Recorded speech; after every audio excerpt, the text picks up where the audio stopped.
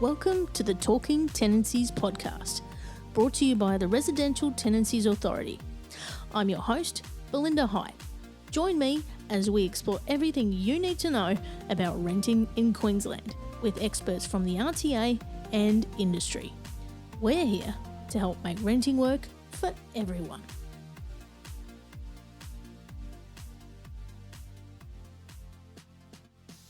Queensland is known for its scorching summers, and so keeping cool is important when the heat is on. Maintaining and repairing air conditioners and pools helps us to ensure a comfortable summer for both tenants and managing parties. Today's expert from the RTA is Stephen Watson. Welcome, Stephen. Thanks, Belinda. Thanks for having me today. You're welcome. Now, can you tell us about your role here at the RTA and what you're responsible for? Yeah, so I've worked with the RTA for about 10 years now, most of that time across all of the customer focusing areas. Currently a senior in our dispute resolution team. Awesome. And I know you're super busy, so happy to have you with us today. Now, first of all, talking about air conditioners and pools, when we look at general maintenance for air conditioning and pools, who's responsible for what and how do you find out what's expected? Yeah, really, really good questions. There's actually no specific rules in Queensland's rental laws about the maintenance of individual items such as air conditioning units, pools, lawns, gardens, gutters and light bulbs. However, tenants do have a responsibility to keep the premises clean and in good condition.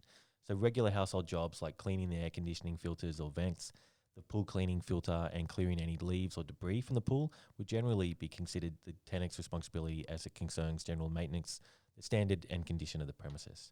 So if you're renting a property with air conditioning or a pool associated with it, you should discuss the maintenance arrangements and expectations with the property manager or the owner. The agreed arrangement should then be documented in the special terms for the tenancy agreement before it's signed. For air conditioners, tenants and property managers or owners should check the operational instructions as to what is required and agree on their actions.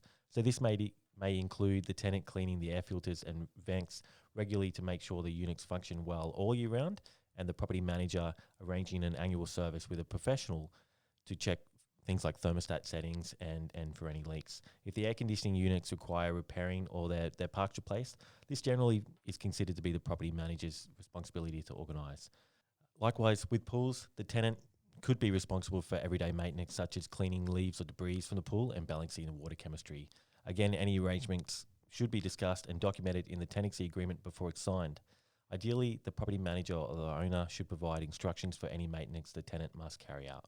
If the property manager or the owner enters into a contract with an external company for pool maintenance, this should be stated in the tenancy agreement.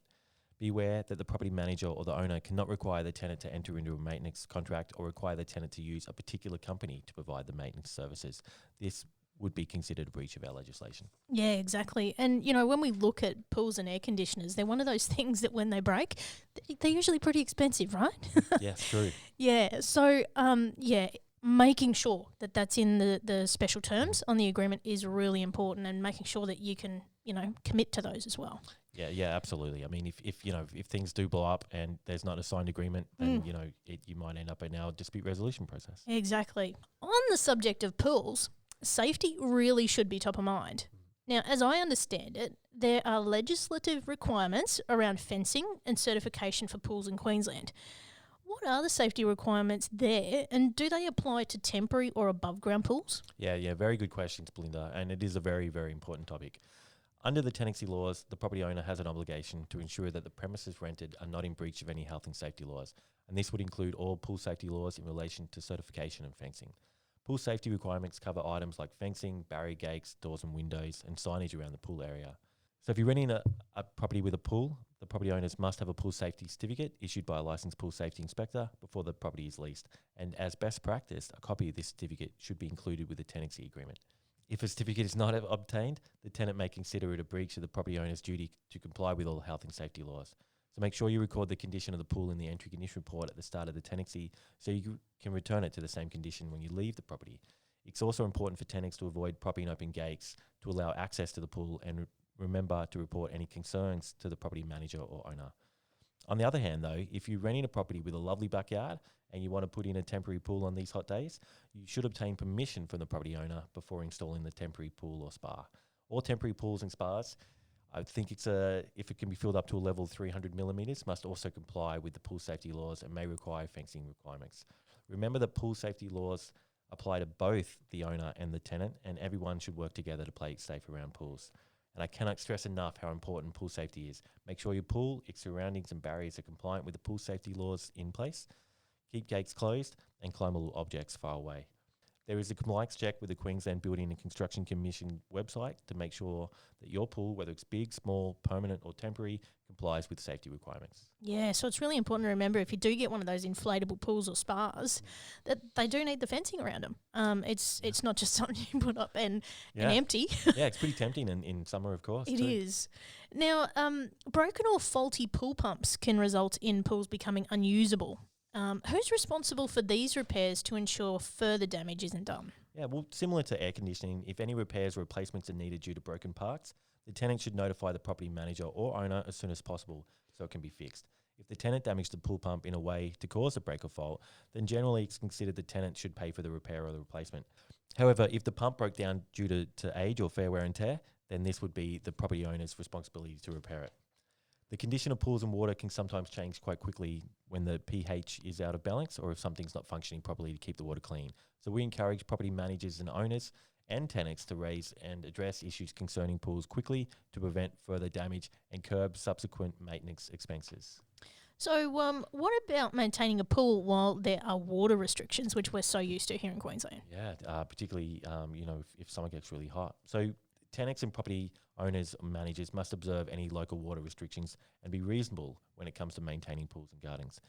If there are water restrictions in your area, there are ways to help you save water and reduce your water consumption even with a pool. For example, things like not overfilling the pool or making sure there's no leaks, using a properly fitted pool cover or topping the pool off with rainwater runoff. Now, natural disasters, another thing that we're used to here in Queensland. Yeah. Storms and flooding can cause pools to overflow or take on debris. Who takes care of this and its impacts? Yeah, well, fingers crossed we don't get any major events this summer, but if your property has been affected by a natural disaster, you should talk to the property manager or the owner and discuss the state of the property with them and agree on the action that needs to be taken. The actions and person responsible should be considered on a case-by-case basis, depending on the extent of the maintenance required and of the damages that are caused, of course. Generally speaking, the property manager or the owner is responsible for maintenance and repairs needed to bring the property back to what we call it a livable condition. The repairs should also need to comply with relevant health and safety laws. The tenant, on the other hand, is responsible for removing or cleaning their own possessions. We do encourage property managers and tenants to work together and consider each other's circumstances after a natural disaster, so any repairs or maintenance issues can be addressed swiftly. This way, the premises and possessions are looked after and the tenancy can continue. Yeah, it's one of those things we say in nearly every episode of this podcast is talk to each other. Yes. No matter what happens, talk to each other. Yes, it would help. Yeah. Now, air conditioning, electrical faults, another thing that can end up quite expensive. Don't delay on repairs as trade people may be busy. Is that right? That's a really, really good point, Belinda. And it does tend to happen that people forget about these things until summer hits and then people are busy. So it's not uncommon to experience an increase in demand for tradespeople to fix, inspect or service air conditioning units or fans right at the start of summer. Again, make sure you discuss the maintenance arrangements with your property manager, have all the arrangements in writing and know what you need to do in that regard. It's good to clean, check and test your air conditioning units and fans before the heat of summer comes around. So do things like wipe the dust off fan blades. Air conditioner filters should be cleaned and should be inspected. Units should be tested by following safety and cleaning instructions in the appliance manuals or guidelines. You should also check air conditioning units and fans for any damage such as broken casings or frayed cords. Avoid using damaged appliances and report any maintenance or repair requests to your property owner or manager as soon as possible so a licensed contractor can be arranged to inspect and fix the appliance. And make sure getting this done before summer comes around will give you a peace of mind and ensure any issues can be addressed before you really need to use the appliances. Yeah, and that's a really good point that you raised there, Steve. As at the time of recording, we've just started spring here, which is more like summer, and had to turn the fans on this week. Yep. Didn't clean them. Yep. So it's Rain time dust. to do that.